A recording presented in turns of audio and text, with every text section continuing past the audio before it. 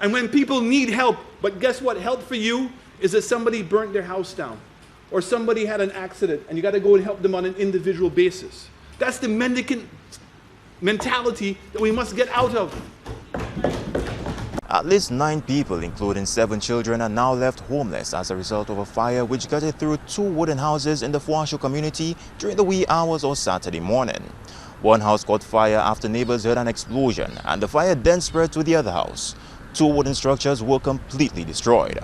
One of the affected in the incident, Natalie Ferdinand, gave her account of Saturday morning's unfoldings. Saturday morning about after 1, so a fire started in the house over there, which I don't know what caused the fire. Then the house started to burn, and then it started coming towards my house. I had some clothes in the balcony, it took the clothes, and then the clothes fell. And we called the fire people. They took a little time to come, but then they came. But then by the time they was there, everything was already completely gone. The Viewfort mother of the 18-year-old accident victim was grieving the loss of her daughter just 2 weeks earlier before receiving more tragic news on Tuesday afternoon. Her home was among the 2 houses which was destroyed by fire in Larishus. The blaze scorched one of the structures and left the other partially destroyed. Fire victims can be seen in the debris scrambling, hoping to salvage anything from the fire. My son came to me to tell me there is a fire in the house by Yo-Yo, that's how they call him, Luke Dixon, in his house. So when I rushed across, I saw fire was already in the house. I ran for my phone to call the fire service. By the time I returned there, within about 10 to 15 minutes, my cousin's house set ablaze because they're in close proximity to each other. Sherabin, who lost her home to a fire about a year ago, has been displaced and dependent on the benevolence of others to get by. As a result, the unemployed 51-year-old who last held a job in the STEP program is seeking assistance from the public or anyone listening. Before her home burnt down, there were 7 occupants, including her 6 children. They are not in the home, they are everywhere. They live on the street, all on the street everywhere. Did services take them in or anything? No, they live in by people home, at people home. You understand? And I have nowhere to put them. That's the mendicant mentality. That's the fundamental difference of what we're doing. People have been displaced by a fire which devastated a Bize home on Wednesday morning. Loved ones are seeking public assistance for one of the fire victims, the elderly matriarch of the family who is stricken with a chronic illness. Joaquin Duplessis begins our reporting this evening. 6 people are without a place to call home after a fire gutted a Bize residence on Wednesday morning. Firefighters from the Castries Firehouse reportedly responded to the raging blaze at the 2-story house at about 7:32 a.m. The top floor of the concrete and wooden structure was destroyed by the blaze. Brian Louisier says his mother was in the house when the fire began. It's very sad. I don't know.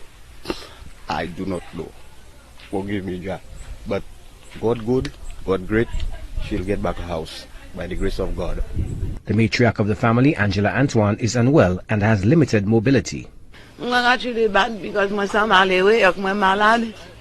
We want money for my little tapping my little scan. And it's been out. Till I have my tenny, but then me tell them bad. Till I have brûlé. Papier docteur a brûlé, tout bail brûlé. Ça dit money pour mener moi aller pour taper un scan taper. Because my malade docteur a comme tablette comme oui mais donc m'a fait bien. So il m'a moi papier pour m'aller taper aller pour un scan. Oui, donc manipulation encore.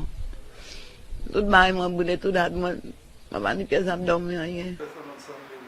The same government will not reinstate the distress fund.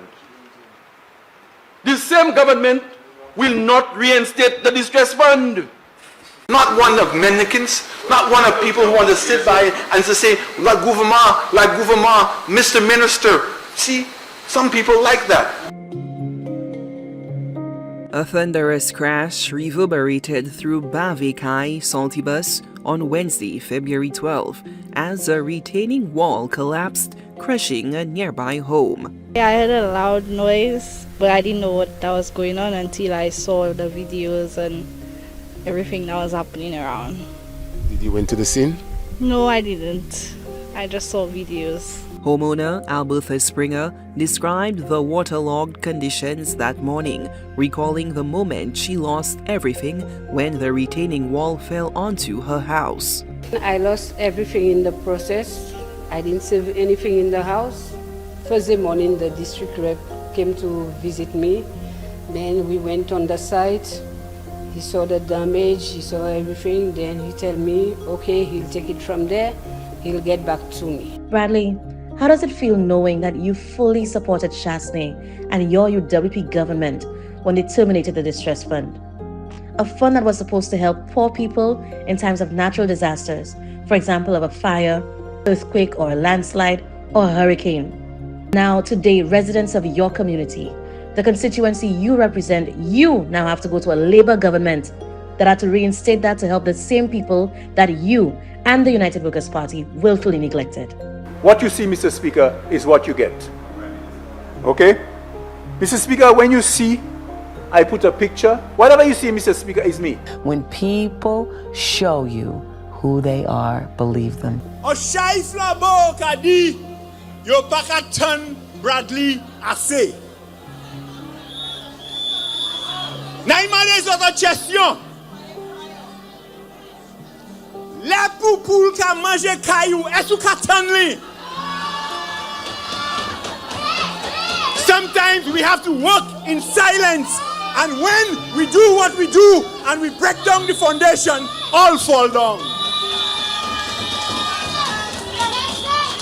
By the time the Labour Party realize what is happening, the foundation fall down. When people show you who they are, believe them. Yes, absolutely. The distress fund has received a $1 million cash injection from the government and people of Taiwan.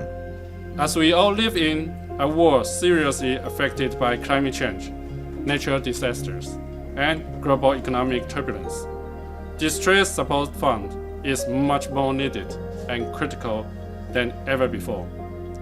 Taiwan remains a strategic development partner to St. Lucia.